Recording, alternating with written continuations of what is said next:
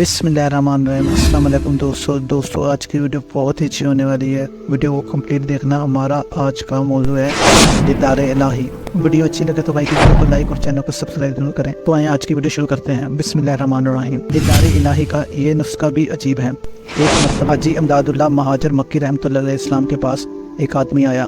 वो कहने लगा, हज़रत ज़िक्र अज़कार और इबादत में ज़िंदगी गुजर गई है, मगर मेरा दिल एक तमन्ना की वजह से जल रहा है।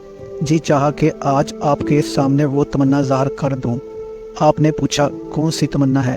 कहने लगा, हज़रत इमाम अहमद बिन हम्बल रहमतुल्लाह अलैहि इस्लाम को ख्वाब में 100 मरतबा अल्लाह का दीदार हुआ था। मेरा भी जी चाहता है कि मुझे भी अपने खालिक का दीदार नसीब हो जाए। हाजी साहब फरमाने लगे, अच्छा तुम आज ईशा की नमाज पढ़ने से पहले सो जाना। इसमें हिकमत थी मगर वो बंदा समझ ना सका। वो घर आया, जब मगरिब का वक़्त हुआ तो सोचने लगा कि हज़रत ने फरमाया था कि तुम ईशा की नमाज पढ़े बगैर वैसे ही सो जाना, लेकिन फ़र्ज़ तो बिल आखिर फ़र्ज़ है। चलो मैं फ़र्ज़ पढ़कर सुन्नतें छोड़कर सो जाऊंगा और बाद में पढ़ लूँगा। चुनाचा वो फ़र्ज़ पढ़कर सो गया। रात को ख्वाब में इसे नबी करीम सल्लल्लाहु अलैहि वसल्लम का दीदार हुआ। आप सल्लल्लाहु अलैहि वसल्लम ने फरमाया, तुमने फ़र्ज़ तो पढ़ लिए मगर सुन्नतें क्यों ना पढ़ी? इसके बाद उसकी आंख खुल गई। सुबह आकर उसने हाजी साहब को बताया।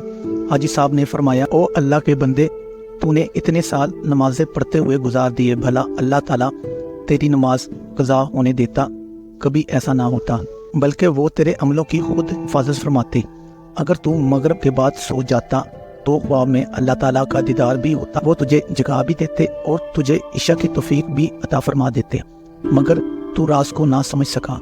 तूने फ़कत सुन्नतें छोड़ी तो महबूब सल्लल्लाहु अलैहि वसल्लम का दीदार हुआ। अगर तू फ़र्ज़ छोड़ देता तो अल्लाह ताला का दीदार नसीब हो जाता। सुभान अल्लाह। दोस्तों वीडियो अच्छी लगे तो भाई वीडियो को लाइक और चैनल को सब्सक्राइब जरूर करें। इंशाल्लाह मैं नेक्स्ट वीडियो में। अस्सलाम वालेकुम रहमतुल्लाहि व बरकातुहू।